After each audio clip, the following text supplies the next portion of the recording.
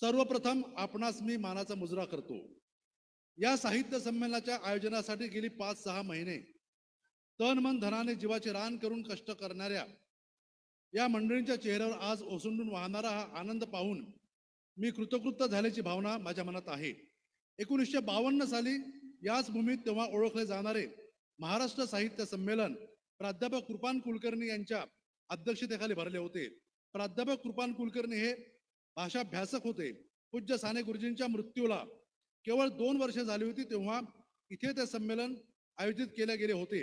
आज साने गुरुजींचे 125वे जयंती वर्ष म्हणजे शतकोत्तर रौप्य महोत्सव वर्ष गेल्या डिसेंबर पासून सुरू झाले आहे. आणि या पर्वावर या व्यासपीठावर मराठी साहित्याची आपल्या परीने बरीवाईट सेवा करणाऱ्या एका सर्जनशील लेखकाला आपण अध्यक्षपदाचा मान दिलात. मराठी साहित्य संमेलनाची परंपरा ही फार मोठी आहे. 1978 पासून सुरू झालेल्या या परंपरेत उत्तुंग प्रतिभेची आणि प्रखर बुद्धिमत्ता असलेली वैचारिक शिखरे म्हणून ओळखली जाणारी मराठी साहित्यातील मोठी व्यक्तिमत्वे या साहित्य संमेलनाच्या व्यासपीठावर विराजमान झालेली आहेत. त्यामुळे माझ्यावर या परंपरेचे स्मरण करताना काहीसे दडपण आलेले आहे. अर्थात हे दडपण त्यांच्याविषयीच्या असलेल्या भक्तिभावातून अतीव आदरातून असू शकते हेही नाकारता येत नाही. आता परंपरा भाग्ययोग असे शब्द वापरणे म्हणजे आपण एकदम उजवे होऊन जातो की काय अशी भीती वाटायला लागते. पण या डाव्या उजव्याच्याही पलीकडे एक मोठा विश्वव्यापी पसारा आपल्या भोवती असतो हे आपल्याला नाकारता येत नाही. अमळनेरा भूमीची महती मी पुन्हा सांगायची गरज नाही. परमपूज्य साने गुरुजींच्या कर्तृत्वाने संस्कारांनी पावन झालेली भूमी आहे. मराठी कवितेला सोन्याचा हंडा बहाल करणाऱ्या बहिणाबाई चौधरी यांच्या नावाने मराठी साहित्य विश्वात अजरामर झालेला हा परिसर आहे. निसर्ग कवी म्हणून प्रसिद्ध असलेले बालकवी ठोंबरे याच भूमीत होतले. निसर्ग कवी नादो महानोर इथल्याच भूमीतले. इथल्या दैवतांचा विचार करायचा झाला तर इथे मंगळ ग्रहाचे पूर्वापार मंदिर आहे. हा उल्लेख करताना आपल्या भारत देशाने मंगळावर यान पाठवून 7 वर्षे पूर्ण झाली याचा उल्लेख करणे मला अतिशय महत्त्वाचे वाटते. वारकरी संप्रदायाचे अध्वर्यू म्हणून समजले जाणारे संत श्री सखाराम महाराज यांच्या कार्याचा प्रभाव आणि परंपरा जवळजवळ 350 वर्षांपासून या भूमीत जिवंत आहे. प्रति पंढरपूर म्हणून या भूमीची महती आहे. या भूमीत रुजलेले आणि लोकमानसात रूढ झालेले संस्कार आजही तेवढ्या श्रद्धेने जपले जातात. ग्रामीण जीवनात सगळ्याच परंपरा रीती भाती या अशा दैवतांना वाट पुसत प्रवाहित झालेल्या असतात. कदाचित आपणास माझ्यापेक्षाही या परंपरेची माहिती अधिक असणार. तथापि या परंपरांना जनसामान्यातील अक्षय प्रवाहाला अभिवादन करणे हे मी माझे प्रथम कर्तव्य समजतो. आणखी एक गोष्ट या ठिकाणी ठळकपणे नमूद करावीशी वाटते आणि ती म्हणजे इथले संशोधन केंद्र. प्राचीन दुर्मिळ असे ग्रंथ इथल्या अभ्यासकांसाठी उपलब्ध करून देणारे प्रताप तत्वज्ञान मंदिर पाहिले की कुणी हेवा करावा अशी वास्तू आहे. याच भूमीत अजिम प्रेमजी यांनी पहिला विप्रोचा कारखाना काढला होता. इथे कापडाची निर्मिती कोणीही काळी मोठ्या प्रमाणात होत होती आणि म्हणूनच या सगळ्यांपुढे मी विनम्र भावाने उभा आहे. 1952 साली 35व्या महाराष्ट्र साहित्य संमेलनाच्या अध्यक्ष भाषणामध्ये कृपान कुलकर्णी याने साने गुरुजी यांच्या स्त्री गीतातील एक ओवी उद्धृत केली होती. ती अशी: पंढरीचा देव अमळनेरी आला, भक्तीला लुब्ध झाला पांडुरंग. याच भूमीचे सद्गुरू श्री सखाराम महाराज वेगळ्या शब्दात या भूमीचे वर्णन करतात. गाव अमळनेर पुण्याईत जागा, समाधानी पुढे बोरी वाहे चंद्रभागा. याच बोरी नदीने माधव जुलेन यांच्या संगमोत्सुक डोह, विरहतरंग, सुधारक या काव्यांना स्फूर्ती दिली. अशा या भूमीत आज आपण 97व्या अखिल भारतीय मराठी साहित्य संमेलनाकरता एकत्रित जमलो आहोत. मित्रहो, मराठी समाजात महाराष्ट्रात 3 वेळ महत्वाचे मानले जातात. तिसरे आणि महत्वाचे वेळ म्हणजे साहित्य संमेलन परंपरा होय. साहित्य संमेलन भरवावीत की भरू नये इथपासून संमेलनासाठी जीवाचे रान करणाऱ्या वेड्या माणसांपर्यंत ही परंपरा आपल्या समोर उभी आहे. अखिल भारतीय मराठी साहित्य संमेलनाचे अध्यक्षपद आपल्या पदरी पडणे म्हणजे आपल्या लेखकीय कारकिर्दीतला अंतिम सन्मान अशी धारणा बहुतेकांची असते. माझी ती आहे. कारण या निमित्ताने त्या लेखकाला महाराष्ट्रात मराठी साहित्य प्रेमींमध्ये कमालीचा आदर मिळतो. हा माझा अनुभव मी सांगू शकतो. आतापर्यंत मला भरपूर शाली मिळाल्या आणि त्या संबंध शाली पांघरून पांघरून मी बऱ्यापैकी शालीन झालो आहे असा माझा अनुभव आहे. साहित्य संमेलनाच्या विरोधात ओरड करणाऱ्यांना आपण सोडून देऊया, कारण अशी ओरड करणारे कुठल्या तरी साहित्य संमेलनाचे अध्यक्ष होतातच. किमान एखाद्या मोठ्या परिसंवादाचे जरी अध्यक्ष होतात, त्यांच्या मते म्हणजे अखिल भारतीय साहित्य संमेलनातून कुठलाही विचार दिला जात नाही. पण या संमेलनातील अध्यक्ष भाषणापासून सगळ्याच भाषणांची मोठी चर्चा होते आणि आपल्या अनेक पूर्वाध्यक्षांनी याच व्यासपीठावरून अनेक नवे वाङ्मयीन प्रमेय मांडलीत, घमासान वैचारिक वादविवाद झडलेत. हे कसे नाकारता येईल? काहींचे म्हणणे असे की अलीकडे सुमारांची फार सद्दी झाली आहे. अर्थात या मुद्द्यावर मी पुढे विस्ताराने येतोच आहे. तुर्तास एवढेच म्हणेन की अशा महानुभावांनी आपल्या डोळ्यांवरचे चष्मे उतरवून आपलेच परखड मूल्यमापन करावे, कारण हे जागतिक दर्जाचे तथाकथित विचारवंत असतात आणि त्यांचे जग त्यांच्या कडबोड्या पलीकडे जात नाहीच. पण असा सुमार वगैरे मुद्दा मांडला की आपण फार मोठे आहोत अशा भ्रमात त्यांनी आपली हयात घालविलेली असते. त्यांच्यासाठी विंदा करंदीकरने एक कविता समर्पित केली आहे ती अशी: त्याने एकदा समुद्रात लघवी केली, त्याने एकदा समुद्रात लघवी केली आणि समुद्राची उंची किती वाढली हे तो आयुष्यभर मोजत राहिला. मी अद्याप लिहिता लेखक आहे, फिरता लेखक आहे, म्हटले तर धावताही लेखक आहे. लोकांमध्ये वावरणे मला आवडते. माझ्या परीने मी माझी समाजनिष्ठा जपणारा, समाजनिष्ठा जपता जपता समाजातील प्रश्नांना भिडणारा, त्या प्रश्नांना आपल्या लेखनातून मांडू पाहणारा लेखक आहे. प्रत्येकाच्या संघर्षाचे, सामाजिक वर्तनाचे, निषेध स्वीकाराचे मार्ग विविध असू शकतात. मी माझ्या परीने, माझ्या मार्गाने ही आखणी करणारा एक लेखक आहे. त्यामुळे मी समाजातील प्रश्न माझ्या लेखनातून, माझ्या स्वरातून आत्मीयतेने मांडू पाहतो. बोलणे, अभिव्यक्त होणे, लिहिणे हा प्रत्येक संवेदनशील माणसाचा धर्म असतो. माझाही हाच धर्म आहे. मी लिहितो म्हणजे वाचकांची 4 घटका करमणूक व्हावी असा माझ्या मनात कधीही विचार नसतो. केवळ करमणूक हा सज्जा लेखकाचा धर्म कधीही नसतो, तो तर अधर्म ठरतो. आणि मी माझ्या लेखनाचा विचार करताना समाजाच्या प्रकृतीचा, संरचनेचा, भवतालाचा आणि समकालीन वास्तवाचा अधिक गंभीरपणे विचार करतो. हा विचार करताना मी इथली परंपरा आणि इतर घटक माझ्या चिंतनामागे असतात. या घटकांचा पीळ त्या त्या अंगाने विचार करताना मला अधिक जाणवतो, अस्वस्थ करतो. हे अस्वस्थ होणं एका सामान्य माणसाचंही असू शकतं, पण सर्जनाच्या पातळीवरील हे अस्वस्थ होणं हे अधिक ठळक असू शकतं. या अस्वस्थतेचा विचार करताना इथली धर्मव्यवस्था, धर्मसत्ता माझ्या समोर येते. धर्माचा इतिहास फार मोठा आहे. मुळात धर्माची निर्मिती कशा करता झाली आणि इतिहासात धर्माने काय केले या प्रश्नाजवळ मी थबकतो. मुळात सर्वसामान्य माणसाच्या मानसिक गरजेतून त्याच्या कल्याणार्थ धर्माची निर्मिती झाली आहे. प्राचीन काळी धर्म हा सर्वोच्च पदी होता. धर्मसत्ताक राज्य त्यातूनच म्हणजे धर्माची वेगळी गरज म्हणून निर्माण झाले. पुढे राजसत्तेने धर्मसत्तेचे जोखड झुगारून देत धर्मसत्तेलाच आपल्या अंकित ठेवले. राजा सर्वोच्च समजला जाऊ लागला, तोच धर्माचा रक्षण करता म्हणून ओळखला जाऊ लागला. राजसत्तेचा आणि धर्मसत्तेचा संघर्ष किती मूलभूत होता हे ग्रीक किंवा भारतीय इतिहासातून आपल्याला कळून येते. इतिहासाची चक्रे आजच्या परिस्थितीत पुन्हा नव्या रूपाने फिरू लागली तेव्हा सर्वसामान्य माणूस भ्रांतचित्त होतो. पृथ्वीच्या पाठीवर भारतीय संस्कृती अति प्राचीन आहे असे मानले जाते आणि त्याची साक्ष म्हणजे या संस्कृतीत निर्माण झालेली अतिभव्य महाकाव्य होत. रामायण आणि महाभारत या 2 महाकाव्यांनी आपल्या प्रतिभा उंचीने जागतिक वाङ्मयात सर्वोच्च स्थान मिळवले. प्रचंड प्रतिभा बलाने निर्मिलेल्या या महाकाव्याचा मूल धर्म बाजूला सारून आपण त्यातील समाजदर्शन, व्यक्तिदर्शन, मानवी नातेसंबंध या गोष्टींना बाजूला सारून त्यातील धर्मचर्चा प्रधान मानून त्यांना धर्मग्रंथाचे रूप दिले. या ग्रंथातील धर्मचर्चा हा नेहमीच परिष्कृत भाग राहिलेला आहे. तो त्या ग्रंथाच्या मूळ निर्मितीत कधीही नव्हता. महाभारत हे केवळ काव्य नसून तो भारतीय समाजाचा काव्याच्या आकृतीबंधात सांगितलेला मोठा इतिहास आहे. किंबहुना भारतीय इतिहास लेखनाची परंपरा महाभारतापासून सुरू झाली. मूळ शीर्षक हा जैनाचा इतिहास आहे असे विधान इतिहासाचार्य विका राजवाडे भारतीय व्यवस्था संस्थेचा इतिहास या ग्रंथात करतात. हेही समजून घेणे आवश्यक आहे. आणि या ग्रंथापुढे गटे, होमर, शेक्सपियर यांचे साहित्य उणे पडते असे विधान विंदा करंदीकर एके ठिकाणी करतात. पण हे सगळे आपण विसरून उलटांगाने प्रवास करीत गेलो. हा धर्म पुन्हा एकदा तपासून पाहणे अधिक अर्थपूर्ण ठरेल, कारण हा धर्म व्यास किंवा वाल्मिकी यांनीही कधी अपेक्षेला नव्हता. ही दोन्ही नावे महाकवी म्हणून मान्यता पावलेली आहेत. एवढे जरी लक्षात घेतले तरी त्यामागील भूमिका समजून घेता येईल.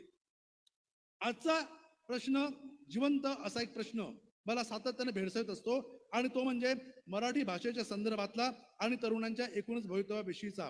आपण मराठीला अभिजात दर्जा मिळावा म्हणून सार्थपणे आग्रही आहोत. तो आपला हक्कही आहे, हे आपण सिद्ध केलेले आहेच. पण एकीकडे मराठी भाषेच्या अभिजात दर्जासाठी आपण धडपडत असताना भाषेच्या मराठी माध्यमांच्या शाळांची अवस्था काय आहे असा प्रश्न मला पडतो. मराठी भाषेसंबंधी जवळजवळ 35 वर्षांपूर्वी बोलताना तात्यासाहेब शिरवाडकर म्हणाले होते, आज मराठी भाषा आपल्या शिरावर राजमुकुट घेऊन आणि अंगावर फाटके वस्त्र पांघरून मंत्रालयाच्या दारात उभी आहे. आज ही मराठी मंत्रालयात राजभाषा म्हणून प्रस्थापित झालेली आहे. पण तिला मखरात बंद करून केवळ कागदावर तिचे गोडवे गाऊन ती समाजात उभी राहू शकेल का असा प्रश्न पडतो.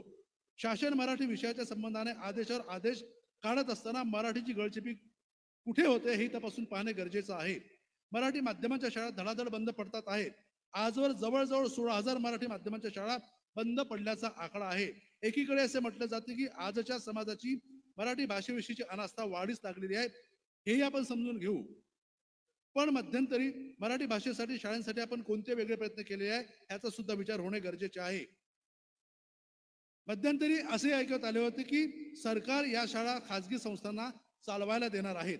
आज शिक्षण संस्थेचं भग्न रूप कुणी उभं केलं असेल तर या खाजगीकरणाच्या वर्तुळात सर्वसामान्य गरीब माणूस कुठे आहे? प्राथमिक शिक्षण सक्तीचे आणि मोफत असावे हे भारतीय राज्यघटनेतील एका कलमात उद्धृत केलेले आहे. हे शिक्षण मातृभाषेतून असावे हाही एक त्याच्यामध्ये अद्यावृत असा एक समज आहे. हे पुन्हा सांगायला नको. गाव खेड्यातील गरिबांच्या मुलांना आपल्या मातृभाषेतून शिक्षण मिळावे हा त्यांचा मूलभूत अधिकार आहे. इंग्रजी, हिंदी आणि मराठी हा भाषाभ्यासाचा क्रम बदलून तो मराठी, हिंदी आणि इंग्रजी असा असावा. राजभाषा म्हणून आपण ज्या मराठीचे प्रासंगिक गोडवे गातो त्या भाषेला अभ्यासक्रमात दुय्यम तिय्यम स्थान देणे ही आपल्या भाषाविषयक उदासीनतेची साक्ष देणारी गोष्ट आहे असे मला वाटते. आणि यासाठी केवळ शासनाला जबाब धरणे एवढेच नसून इतरही घटक जबाबदार धरणे हे अत्यंत महत्वाचे आहे. मराठी ज्ञान भाषा व्हावी ही भावना सगळ्या मराठी जनतेची आहे आणि तिला ज्ञान भाषा करण्यासाठी सर्वप्रथम शासकीय स्तरांवर प्रयत्न होणे अत्यावश्यक आहे. ते काही प्रमाणात होत आहे याची प्रचिती आपल्याला अलीकडे येत आहे.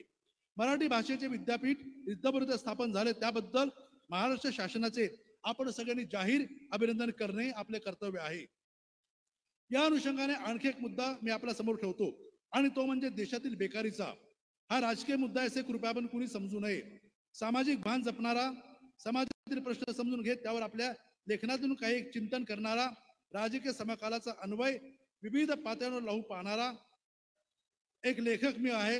या प्रश्नांकडे दुर्लक्ष करून मला पुढे जाता येणार नाही. 90 नंतरच्या पहिल्या काही दिवसातच आपण मुक्त अर्थव्यवस्थेचा स्वीकार केला, फौजे धोरण स्वीकारले. यातील खाजगीकरणाने आपल्या शैक्षणिक जीवनात आमूलाग्र क्रांती केली.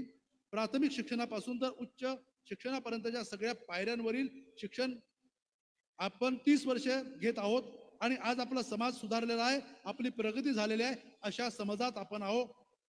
पण हे सरकार खाजगी शिक्षणांनी केलेले आहे, त्यामुळं आपण आता फारसे करायची गरज आहे का अशा संभ्रमात असल्याची सुद्धा भावना सर्वत्र दिसून येते. स्वायत्त विद्यापीठाने आपलं स्वतंत्र शैक्षणिक धोरण आखून शिक्षण क्षेत्रात प्रगती केली आहे आणि हे सुरू असताना सरकारने मात्र आपल्याला शिक्षण क्षेत्रात आता काय करायचे आहे या संबंधामध्ये पुन्हा नव्याने विचार करण्याची गरज आहे असं मला वाटते. सरकार कालचे असो की आजचे, पक्ष कुठलाही असो, पण मराठी सरकारी शिक्षणाचे चित्र पाहता प्रचंड निराशा पदरी पडते. प्राथमिक शिक्षणासाठी कनिष्ठ महाविद्यालयासाठी शिक्षण सेवक म्हणून नवा पायंडा पाडला गेला आणि 3 वर्षे ज्या उमेदवाराचे जगणे केवळ हातावर आणून पानावर खाणे अशा स्वरूपाचे झाले. जवळजवळ बहुतेक उच्च महाविद्यालयातील अनेक प्राध्यापकांच्या जागा रिकाम्या आहेत. 2012 पासून कुठेही प्राध्यापकांच्या नेमणुका झालेल्या नाहीत. ही उदासीनता कशाची आहे हा पुन्हा प्रश्न पडतोच. आज याच महाराष्ट्रात हजारो तरुण प्राध्यापक होण्याचे स्वप्न पाहता पाहता 50शीला आलेले आहेत.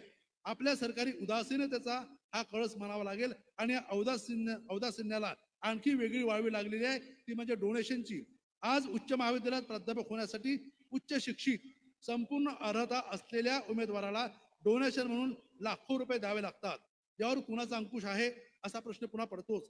शिक्षणाचा बाजार करणारी मंडळी शिक्षण व्यवस्थेच्या केंद्रस्थानी बसलेली आहे. जो डोनेशन देऊन प्राध्यापक होतो तोच प्राध्यापक राहतो आणि जे हुशार प्रतिभा संपन्न असे तरुण तरुणी आहेत ते 10-10 हजारांवर खासगी महाविद्यालयात नोकरी करतात आहे. ही चित्र कधी बदलणार याची आपण वाट पाहत आहोत. आज आपण शिक्षणाच्या गुणवत्तेच्या स्खलनावर चर्चासत्रातून तावातावाने बोलतो, पण पुढे काय? शासन यावर कोणती उपाययोजना करेल याविषयी आम्ही सुद्धा उत्सुक आहोत, आशावादी आहोत. हा विषय साहित्याचा, कलाकृतीचा शोकात्मक विषय आहे. 1956 साली याच विषयावरचे जॉन ओस्बेन या नाटककाराचे लुक बॅक इन अँगर हे नाटक रंगभूमीवर आले आणि सबंध युरोपात खळबळ माजली.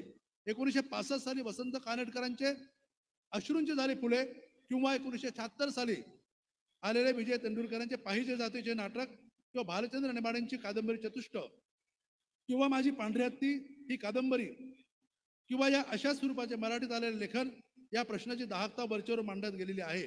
हा प्रश्न जर निकाली लागला नाही तर सुशिक्षित तरुण तरुणी उद्या आत्महत्या करू लागलेत तर त्याचे खापर कुणाच्या माथ्यावर फोडायचे आणि या वास्तवाने सामाजिक स्वास्थ्याला वाढवे लागणार असेल तर त्याचा विचार तेवढ्याच गंभीरपणे आपण सगळ्यांनी करणे गरजेचे आहे. 1964 साली मडगाव येथे झालेल्या 45व्या महाराष्ट्र साहित्य संमेलनाच्या अध्यक्षपदावरून स्वर्गीय विवा शिरवाडकर उपाख्य कवी कुसुमाग्रज यांनी जेरोम के जेरोम या पाश्चात्य विचारवंताचे एक वचन उद्धृत केले होते आणि ते वचन असे आहे: सरकार आणि हवा या दोन्ही संबंधी सहसा कोणी चांगले बोलत नाही. आजच्या मितीस दुर्दैवाने हे वाक्य खरे ठरू नये हीच अपेक्षा आहे. या मुद्द्याचा विचार करताना मी पुन्हा पूज्य साने गुरुजींकडे येतो. कोकणात जन्मलेले साने गुरुजी प्रतापशेठ यांच्या आग्रहामुळे अभनेऱ्या भूमीत येतात आणि आपली हयात इथे घालवतात. एक लेखक म्हणून, कवी म्हणून, स्वातंत्र्य लढ्यातील सैनिक म्हणून त्यांचे काम खूपच महत्वाचे आहे. पंढरपूरचे देवालय दलितांना खुले व्हावे म्हणून आणि त्यांनी केलेला सत्याग्रह हा नाशिकच्या काळाराम सत्याग्रह एवढाच महत्वाचा होता. या लढ्यात त्यांनी बडव्यांची मध्यस्थी नको म्हणून दिलेला लढा आजच्यासाठी तेवढाच बोलका आणि अनुकरणीय आहे. पण मी त्यापेक्षाही साने गुरुजींच्या वेगळ्या पण सर्वश्रुत पैलूंकडे वळणार आहे आणि तो पैलू म्हणजे त्यांच्यातील प्रतिभावंत, त्यांच्या काळात एक रडका, भाऊक, बाळबोध लेखन करणारा आचार्य अत्रे मात्र्याला अपवाद असा लेखक आहे. असे कलावादी मंडळांनी त्यांची बोळवण करून त्यांना मुख्य साहित्य प्रवाहापासून बाजूला सारले होते, कारण त्यांनी गुलछाबू प्रेमाच्या गोष्टी लिहिल्या नव्हत्या. त्यांनी लिहिलेले श्यामचतुष्ट, अनुवाद, कविता इत्यादी जवळजवळ 111 पुस्तकांचे लेखन केलेले आहे. 1933 साली लिहिलेल्या आस्तिक या कादंबरीत तक्षक नागाला मानवी रूपात दाखवण्याचा जो दूरदर्शीपणा आणि जी प्रातिभ प्रगल्भता त्यांनी दाखवली ती त्यानंतरच्या 50 वर्षात सुद्धा मराठी कादंबरीकारांना जमली नाही. हे समजून घेतले म्हणजे त्यांच्या प्रतिभेचा आवाका आपल्या लक्षात येईल. त्यातही त्यांच्या बालसाहित्याच्या पुस्तकांना अधिक महत्व आहे, कारण त्या काळात बालकांच्या मानसिकतेचा विचार करून असे लेखन करणारे लेखक साने गुरुजींना, म्हणून साने गुरुजींना एकमेव श्रेय द्यावे लागते. साने गुरुजी केवळ मराठीतीलच नव्हे तर भारतीय पातळीवर लेखक ठरतात. त्यांनी थॉमस हेनरी या लेखकाच्या the story of human race या पुस्तकाचा मराठीत मानवजातीची कहाणी या नावाने केलेला अनुवाद किंवा भारतीय संस्कृती म्हणून किंवा सुंदर पत्रे या लेखनाचा विचार करताना माझ्या विधानाला अधिक पुष्टी मिळते.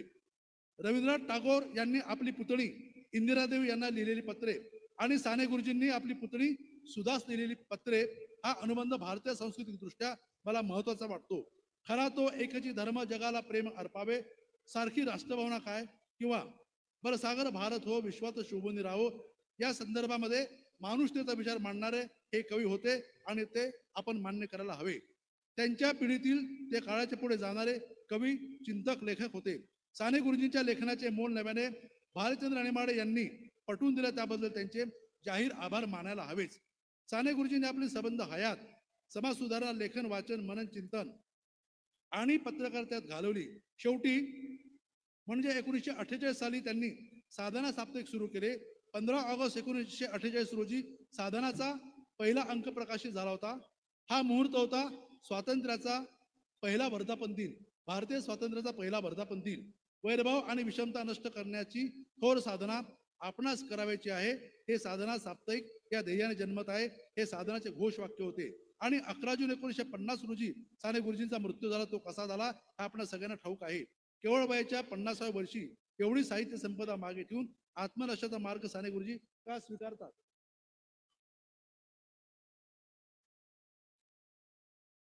प्रत्येक संवेदनशील कलावंताच्या मनात एक अमूर्त असा स्वप्नवाद युटोपिया असतो.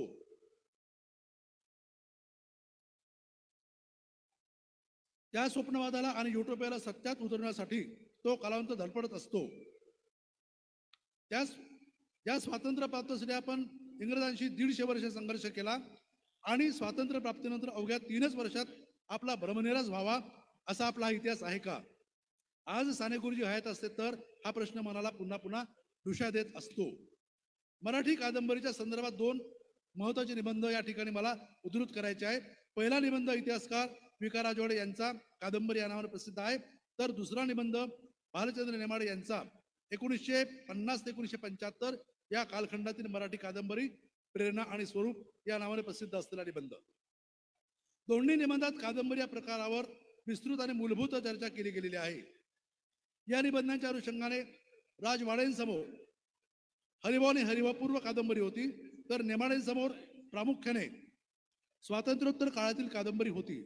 नेमाडे आपल्या या निबंधातून एक विशिष्ट पोच घेऊन आपल्या प्रकृतीच्या कादंबऱ्यांना उचलून धरतात आणि काही महत्वाच्या कादंबरीकारांची दखल घेताना आपल्या आवडीनिवडीला प्राधान्य देतात.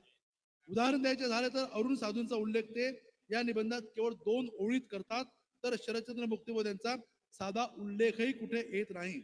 आणखी गंमत अशी की त्यांच्यामध्ये सावित्री, कुशिरेगे, अंधार वाटा, सुभाष भेंडे या कादंबऱ्या लघुकथा वाटतात, तर श्रीनाथ पेंडसे यांच्या गारंबीचा बापू, रथचक्र या दीर्घ कथा वाटतात. मग अर्नेस्ट हेमिंग यांच्या old man and the sea या कादंबरीला कुठल्या आकृतीबंधात टाकायचे? कोसला तरी कुठल्या आकृतीबंधात राहील? पुराण कथांना किंवा ऐतिहासिक कथांना आपण घटित कथांच्या अंगाने समजून घेतो. त्यातल्या काही कथा नक्कीच घटित कथा आहेत. उदाहरणार्थ रामायण किंवा महाभारत या कथांना आपण घटित कथा मानतो, पण या घटित कथाचा प्रवाह आपल्यापर्यंत मौखिक परंपरेतून चालत आलेला आहे. त्यामुळे त्यातील घटित संदर्भ पुन्हा पुन्हा तपासून पाहावे लागतात. मुळात मे कशी आहे की या कथा आपल्या श्रद्धेचा, भक्तीचा विषय झालेल्या असतात. त्यामुळे या कथांचे पावित्र्य भंगू नये हा अलिखित संकेत ठरून गेलेला असतो. आणि जेव्हा दलित लेखक किंवा कादंबरीकार या अशा कथांचा आपल्या लेखनासाठी विचार करू लागतो, तेव्हा त्याच्यासमोर पहिला प्रश्न पडतो, तो पावित्र्य भंजनाच्या भीतीचा. आणि हा प्रश्न आज अधिकच नाजूक झालेला आहे. अशा वेळी मग रूपकाच्या, प्रतीकाच्या अंगाने या कथांचा विचार होणे किंवा समकालीन प्रश्नांचे प्रतिबिंब त्यात शोधून ती कथा नव्याने उद्धृत करणे हे त्या लेखकाच्या प्रतिभेला विलक्षण आव्हान देणार ठरते. समकालीन समस्येचे प्रतिबिंब मिथकीय कथांमधून शोधण्याची परंपरा मराठीत सर्वप्रथम कृष्णाजी प्रभाकर खाडीलकरांच्या कीचक वध या नाटकापासून सुरू झाली, पण नंतर ती क्षीण होत पूर्णतः नाहीशी झाली. नंतर विजय तेंडुलकरांच्या घाशीराम कोतवाल या नाटकाने पुन्हा ते सिद्ध केली, पण पुन्हा तेच. घाशीरामावर उठलेले वादळ आपण विसरलेलो नाही, किंवा हिंदीतील धर्मावर भारती यांचे अंधायुग हे नाटक. असे प्रयोग मराठी कादंबरीच्या क्षेत्रात का झाले नाहीत हा प्रश्न मला पडतो. या संदर्भात मला काही भारतीय भाषांमधील कादंबऱ्या आठवतात. कन्नड कादंबरीकार डॉक्टर एस आर भैरप्पा यांची पर्व ही भारतीय साहित्यातली एक अत्युच्च कलाकृती आहे. आजवर तिच्या कन्नड भाषेत 100 आवृत्त्या निघालेल्या आहेत. या कादंबरीने महाभारताचा लावलेला नवा अन्वयार्थ खूप विलक्षण आहे. महाभारताचे मूळ ढाच्याला कुठेही धक्का न लावता एक मोठा आधुनिक आशय ते त्यातून व्यक्त करतात. देवत्वाला माणूसपण बहाल करून त्यांच्या व्यक्तिमत्वातील नवा अर्थ ते प्रतीत करतात. हिंदीमध्ये निरंजन जमीनदार यांची और शिप्रा बहती रही म्हणून पेशवाईतील बारभाई कारस्थान वेगळ्या शैलीत मांडणारी कादंबरी आहे. किंवा अलीकडे असे म्हणता येईल की हिंदीमध्ये आलेली कमलेश्वर यांची कितने पाकिस्तान ही कादंबरी सुद्धा वेगळ्या रूपबंधात आपल्या समोर येते. मराठीतील ऐतिहासिक पौराणिक कादंबरी पावित्र्य भंजनाच्या सुप्त भीतीपोटी आक्रसून गेलेली असल्यामुळे आपण मग तीच ती कथा पुन्हा पुन्हा सांगू लागतो. अर्थात अशा कथांमधून त्या कथानायकाचे उदात्त व्यक्तिमत्वच आपण पुन्हा पुन्हा चितारत असतो. या मिथकांचा वेगळा विचार करणारे प्रयोग मराठीत झालेच नाहीत असेही नाही. शैला बेल्ले यांची दक्षिणायन ही कादंबरी ग्रंथाली प्रकाशन रामाच्या दक्षिण प्रवासावर वेगळा प्रकाश टाकणारी अशी कादंबरी आहे.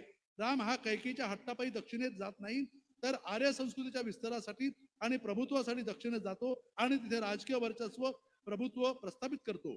रवींद्र शोभणे या लेखकाची उत्तराणी कादंबरी महाभारताचा नव्याने अन्वय लावत भव्य दिव्य म्हणणाऱ्या व्यक्तिरेखांना मानवीय पातळी आणून तर्कशास्त्रीय वैज्ञानिक दृष्टिकोनातून नवार्थ लावू पाहते.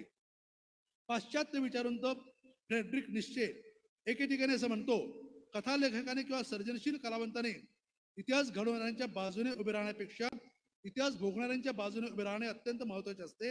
याचा अर्थ इतिहास घडताना सामान्य माणसे कशी चिरडली जातात, ते कसे अस्तित्वहीन होतात हे शोधणे महत्वाचे आहे. आधुनिक मराठी साहित्याच्या पूर्व पर्वावर साहित्याच्या केंद्रस्थानी सामान्य माणूस असावा ही जाणीव आम्हाला पहिल्यांदा महात्मा ज्योतिराव फुले यांनी करून दिली. महात्मा फुलेंनी शेतकऱ्यांच्या, बलुतेदारांच्या, कष्टकऱ्यांच्या जाती व्यवस्थेच्या संदर्भात केलेले लेखन हे खूपच मूलभूत आहे. त्या लेखनासोबतच त्यांनी आपल्या समाजात रूढ असलेल्या मिथकांचा, पुराण कथांचा लावलेला अन्वयार्थ अतिशय महत्वाचा आहे. गुलामगिरी या त्यांच्या पुस्तकातील हे वेगळे विवेचन आपण मुळातून वाचून पाहण्यासारखे आहे. या विवेचनाच्या पुष्ट्यर्थ मी दोन महत्वाच्या ग्रंथांचा उल्लेख आग्रहाने करेल. पहिले पुस्तक पंडित राहुल सांस्कृतन यांचे कोलकाती गंगा आणि दुसरे पुस्तक म्हणजे डॉक्टर रावसाहेब कसबे यांचे मानव आणि धर्मचिंतन. या दोन्ही ग्रंथांमधून तथाकथित उज्ज्वल परंपरेची चिकित्सा केली आहे ती मुळातून वाचण्यासारखी आहे. आपले या संदर्भातले भ्रम दूर व्हावेत म्हणून डॉक्टर नागो नांदापूरकर यांचा मुक्तमयूरींचे भारतीय हा ग्रंथ मुळातून वाचण्यासारखे आहे असे मी या ठिकाणी नमूद करेन. आज संबंध मराठी कृषीप्रधान ग्रामीण साहित्याची उभारणी जशी महात्मा फुलेंच्या या वैचारिक अधिष्ठानावर झालेली आहे तशीच ती उभारणी मराठीतील पौराणिक किंवा ऐतिहासिक साहित्याची झाली असती तर आज मराठीतील या प्रकृतीच्या लेखनाला एक वेगळी दिशा मिळाली असती असे वाटते. कथात्मक साहित्यात नॉस्टॅल्जिया असावा की असू नये हा एक वाद आहेच. नॉस्टॅल्जियाचा अर्थ आपण साधारणतः पूर्व स्मृतिरंजन असा घेतो. जगातील सगळे साहित्य नॉस्टॅल्जिया स्वरूपाचे आहे, पण त्या लेखनातून निघणारा ध्वन्यर्थ हा जर समकालीन वास्तवाशी नाते सांगणार असेल तर तो निश्चितच अर्थघन ठरतो. उदाहरण द्यायचे झाले तर आजचे बहुतेक ललित लेखन हे या स्वरूपाचे आहे हे नाकारता येणार नाही. थोडक्यात भूतकाळाचे उदात्तीकरण असे म्हणता येईल, पण त्यातही काही कलाकृती या समकालाशी, समकालीन वास्तवाशी घट्ट नाते सांगणारे ठरतात. रणजित देसाईंची स्वामी कादंबरी वाचताना जुनी मंडळी सत्ता सोडत नाही आणि नव्यानं सत्ता चालू देत नाही हा आशय स्वातंत्र्यानंतरच्या आमच्या राजकारणाचे चित्र प्रतिबिंबित करणार आहे हे नाकारता येत नाही. विश्वास पाटलांची पानिपत समोनिष्ठ राजकीय स्वाभिमानाचे चित्र आपल्या समोर उभे करते. वसंत कानेटकरांच्या रायगडला जेव्हा जाग येते मधून पिता पुत्राच्या संघर्षाचे कालातीत चित्र उभे राहते.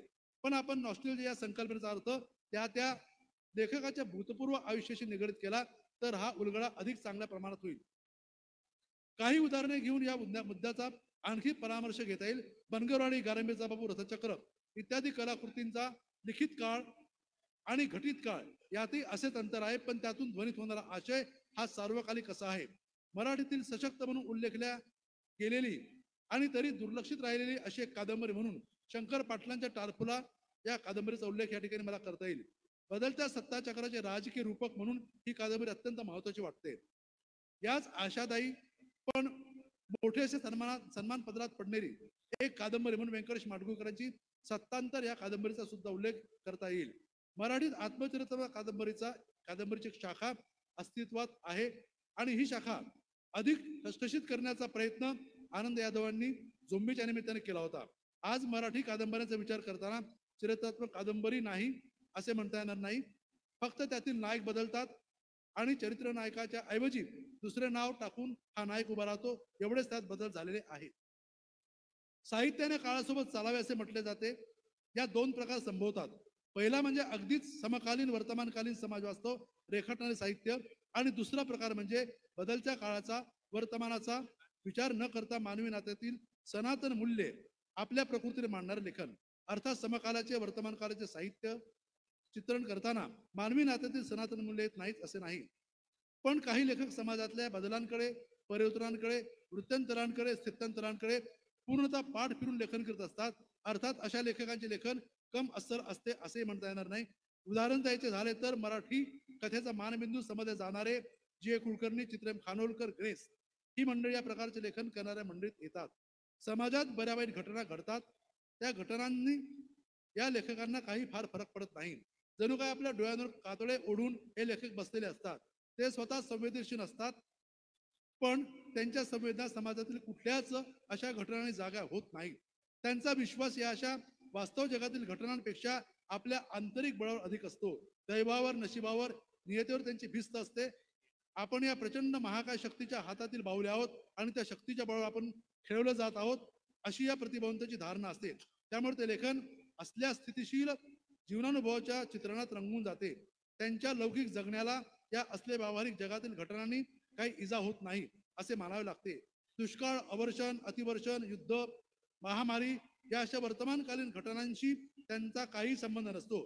त्यामुळे लेखक जनमानसात आदरणीय लोकप्रिय असते तरी ते आपल्याला फार फार तर मखरात किंवा देवारात बसून ठेवण्याजोगे असतात. त्यांचा चाहता वर्ग वेगळा असतो. कदाचित त्यांच्या शब्द सामर्थ्याने प्रभुत्वामुळे ते वाचकांवर गारुड करतात. ही मंडळी अनुकरणासाठी कठीण असते. या लेखन प्रकृतीचा विचार करताना एक सशक्त नाव घेण्याचा मोह मला होतो आणि ते नाव म्हणजे भारत सासणे. जे कुलकर्णी यांच्यानंतर एक मोठी झेप घेणारा कथाकार म्हणून त्यांचे नाव घेतले जाते. एकाच वेळी वास्तवधिष्ठित अनुभव आणि अज्ञाताचा शोध घेणारी त्यांची कथा कादंबरी आज मराठी साहित्यात गेली 40-45 वर्षीय भक्कमपणे उभ्या आहेत.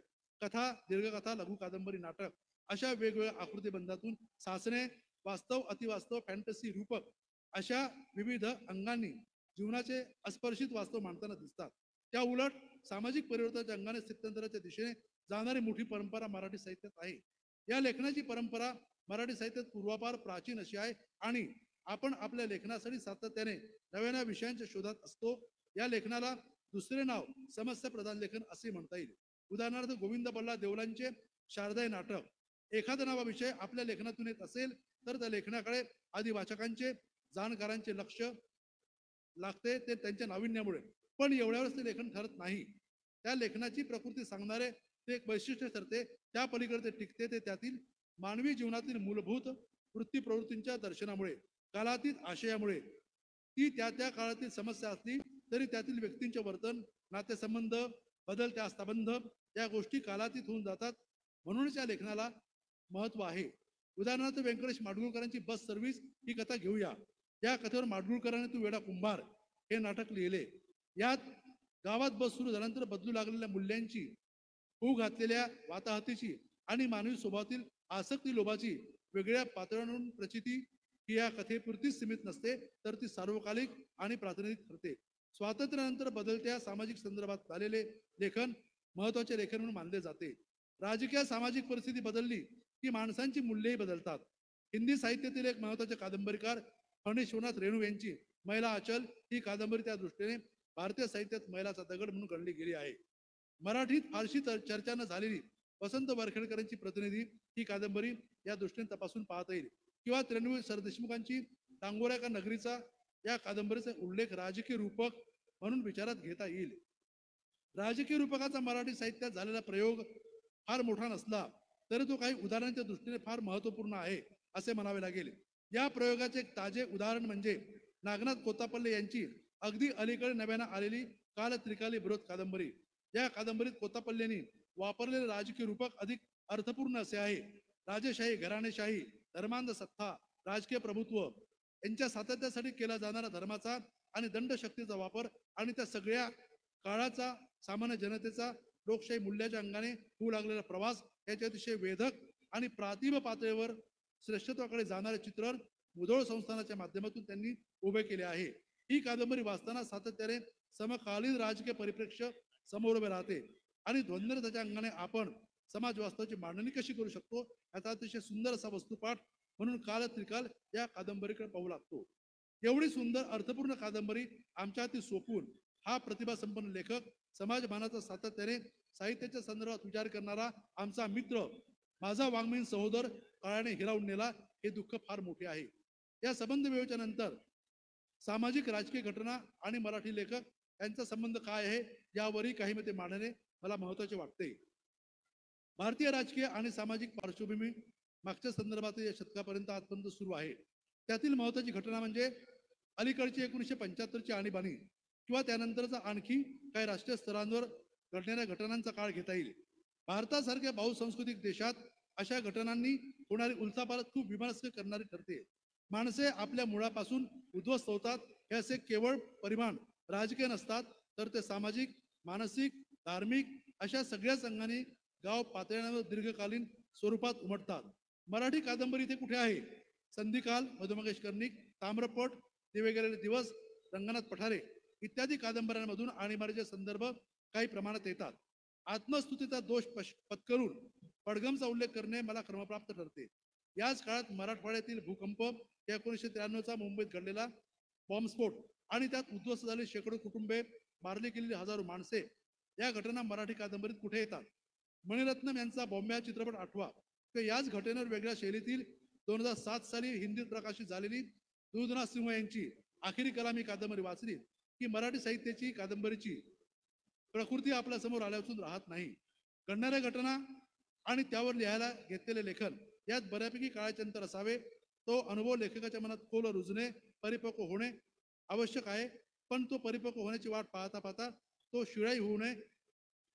मराठी श्रेष्ठ कलाकृतीच्या संदर्भात असणाऱ्या काही मोजपट्ट्या पाहिल्या की काही कादंबऱ्या कशा दुर्लक्षित राहिल्या ह्याचा विचार करता येईल. उदाहरणार्थ प्रभाकर पेंढारकरांची रारंगढांग, अनंत सामंतांची एम टी आयबा मारू, अरुण साधू यांची शोधयात्रा या कादंबऱ्यांचा उल्लेख करता येईल. साठोत्तरी काळात जन्मलेली आमची पिढी 90च्या उंबरठ्यावर लेखनकर्ती झाली. याच काळात आनंद यादवांनी आधुनिक ग्रामीण साहित्याची चळवळ सुरू केली. शहरी सुधारणा, मूल्ये, जगण्याच्या तरा, यंत्र, बदलती शेती आणि त्यामुळे बदलत जाणारी ग्रामीण समाज व्यवस्था, गावगाडा या साहित्य चळवळीतून जन्माला आल्या. सहकार क्षेत्रामुळे ग्रामीण भागात शिक्षणाचा प्रसार झाल्यामुळे गाव खेड्यातही आमूलाग्र बदल होऊ लागले. खेड्याकडे चला, तिथल्या उद्योगधंद्यांना प्राधान्य द्या या महात्मा गांधीजींच्या हाकेला या संदर्भात विचार केला तर त्याच्या अगदी विरुद्ध अशी दिशा होती. पण बदलत्या काळाचा रेटा नाकारता येत नव्हता. या रेट्याचे आणि गावगाड्यातील स्थित्यंतराचे अधिक यशस्वी चित्रण आनंद यादवांनी गोतावळामध्ये केले. तोच आशय घेऊन रारम बोराडींची पाचोळ आली. 1975 ते 90 या काळात या प्रकृतीच्या लेखनाने मराठी साहित्यात आपले वेगळे अस्तित्व सिद्ध केले. मराठी ग्रामीण भागात जन्मलेली आणि नव्याने लिहू लागलेली, व्यक्त होऊ लागलेली पिढी या काळात मराठी साहित्याच्या क्षितिजावर ठळकपणे दिसू लागली. 1992 सालानंतर आपण खुली अर्थव्यवस्था स्वीकारली. ही जर स्वीकारली नसती तर आपल्या देशाची अवस्था अधिक बिकट झाली असती. भारताची बाजारपेठ तत्कालीन अर्थमंत्री डॉक्टर मनमोहन सिंग यांनी जगाला खुली करून दिली आणि भारत आर्थिकदृष्ट्या सक्षम झाला. या जागतिकीकरणात अनेक गोष्टी पैशांसोबतच भारतात आल्या.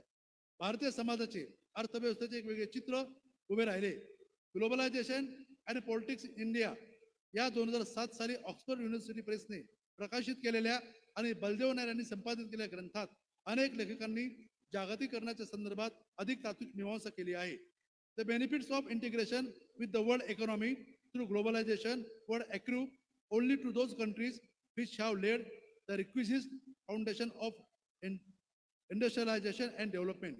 This means investing in the development of human resources and the creation of a physical infrastructure.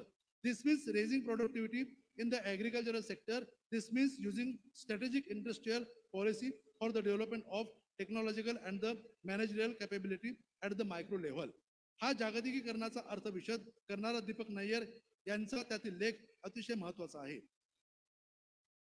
समजा या देशीवादाचे सूत्र आपण वेगळ्या पद्धतीने स्वीकारले. मधल्या काळामध्ये देशीवाद आणि जागतिकीकरण अशा पद्धतीचा जो एक झगडा झाला आणि तो झगडा अधिक प्रमाणामध्ये समोर आला आणि त्यातून देशीवादाची मांडणी करणारे भालचंद्र नेमाडे हे आपल्या समोर पुढे आले.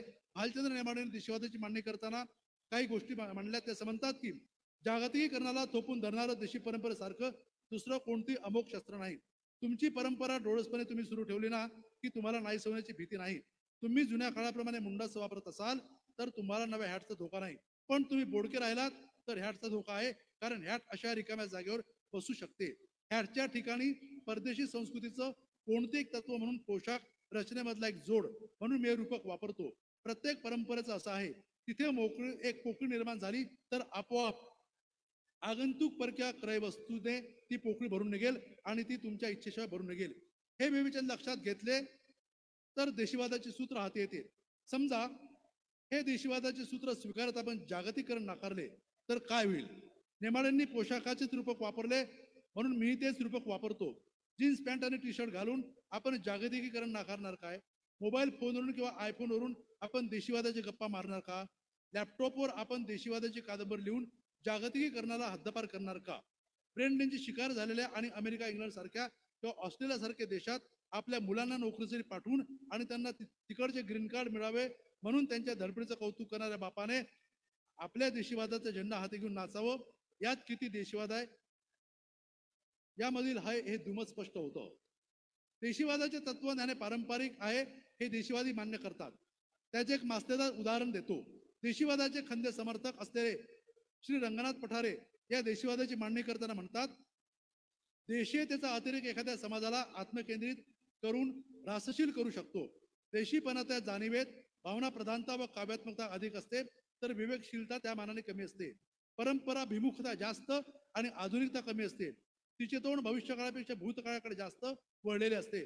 देशीपणाचे तत्व गतिशील न ठरता स्थितिशीलतेच्या जवळ जाणारे वाटते. सनातनी प्रतिगामी वृत्तींशी हात मिळवणी करण्याकडे देशीवादाचा कौल असतो. खरा देशीवाद ग्रामीण जीवनातील कृषी संस्कृतीतील आयामांसह 250 वर्षांपूर्वीच पुरोगामी दृष्टिकोनातून महात्मा ज्योतिराव फुले यांनी वेगळ्या शब्दात मांडून ठेवलेला आहे. हेच विचार त्र्यंबक नारायण आत्रे यांनी आपल्या गावगाडामधून बरोबर 100 वर्षापूर्वी मांडून ठेवलेले आहेत. राष्ट्रसंत श्री तुकडोजी महाराज यांनी 1955 मध्ये लिहिलेल्या ग्रामगीता या ग्रंथातून ग्रामविज्ञान ग्राम संरचना मांडून हा देशीवाद अधिक स्पष्टपणे दृढगोचर केलेला आहे. पण देशीवादी मंडळींना ग्रामगीता ठाऊक असेल असे वाटत नाही. देशीवादाची झलक पाहता मराठी ललित साहित्यात असलेला देशीवाद हाही तपासून पाहणे महत्वाचे आहे. जाती व्यवस्था अधिक घट्ट करणे, ग्रामीण व्यवस्थेतील सरंजामी व्यवस्था अधिक बळकट करणे, जाती उतरण अधिक मजबूत करणे हे देशीवादाचे एक सूत्र आहे. हिंदूमधील खंडेरावांच्या चिंतनातून आठवणींतून ते अधिक प्रखरपणे व्यक्त होत जाते. आम्ही साहित्यातून पुढे जायचे की आणखी मागे यायचा असा प्रश्न वाचकांच्या मनात पडतो. जाती व्यवस्थेचे समर्थन करताना प्राध्यापक पठारे एक मुद्दा आणखी मांडतात. ते म्हणतात, माणसाचे अस्तित्व टिकवण्यासाठी त्याला 2 अक्षात स्वतःला उभे करावे लागते. जाती व्यवस्था आणि देश व्यवस्था या दोन बृहद व्यवस्था 2 अक्ष म्हणून काम करतात. या विधानातली गल्लत केवळ देशीपणाची पाठराखण करण्याच्या संदर्भात अधिक ठळक होते. देशीपणाची एक ओळख आपण समजू शकतो. उदाहरणार्थ मी भारतीय आहे ही आपली ओळख असेल तर दुसरी ओळख ती प्रांतिक असू शकते. उदाहरणार्थ मी भारतीय असून मी महाराष्ट्रीयन आहे. मी भारतीय असून कुणबी, तेली, शिंपी, माळी, मराठा, ब्राह्मण आहे अशी आपली ओळख आपण कधी सांगू शकणार नाही. आणि आजच्या तरुण पिढीच्या मनात ही जात किती प्रमाणात आहे हे आपण समजून घ्यायला पाहिजे.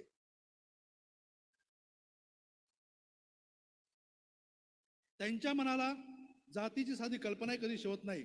आज बहुसंख्य प्रमाणात होणारे आंतरजातीय विवाह पाहता या तरुण पिढीला आपण कोणता देशीवाद सांगणार आहोत याचा दुसरा अर्थ असा की देशीवादाची वय किती आणि या देशात कुणी कुणाला सांगायचा. पठारेंच्याच विधानाचा आधार घेता आणखी एक वैचारिक गोंधळ स्पष्ट होतो. बहुतेक देशीवादी हे स्वतःला पुरोगामी समजतात. आता हा देशीवादच जर प्रतिगामी दिशेने झुकत असेल तर ही मंडळी एकतर गोंधळलेली आहे नाहीतर खोटी आहे असे म्हणावे लागेल. देशभावना ही कुठल्याही साहित्याची अर्थात भारतीय साहित्याची एक ओळख खूण असावी लागते असा विचार मांडणे गैर नाही. या विचारांच्या पुष्ट्यर्थ काही अमराठी कलाकृतींचा संदर्भ देणे महत्वाचे ठरते. उदाहरणार्थ R.K. नारायण यांची द गाईड ही कादंबरी किंवा अरविंद अडिगा यांची 2007 साली प्रकाशित झालेली आणि बुकर पारितोषिक विजेती कादंबरी द व्हाईट टायगर या भिन्न काळातल्या 2 कादंबऱ्या समोर ठेवल्या तर जवळजवळ 50 वर्षे अंतर असलेल्या या दोन्ही कादंबऱ्यांमध्ये भारतीयत्व एक सूत्र समान आहे आणि भारतातल्या कुठल्याही प्रांतातल्या कलाकृतीचे हेच एक सूत्र असू शकते. जागतिकीकरण भाषा बोली यांच्या संदर्भात गंभीरपणे बोलले जाते.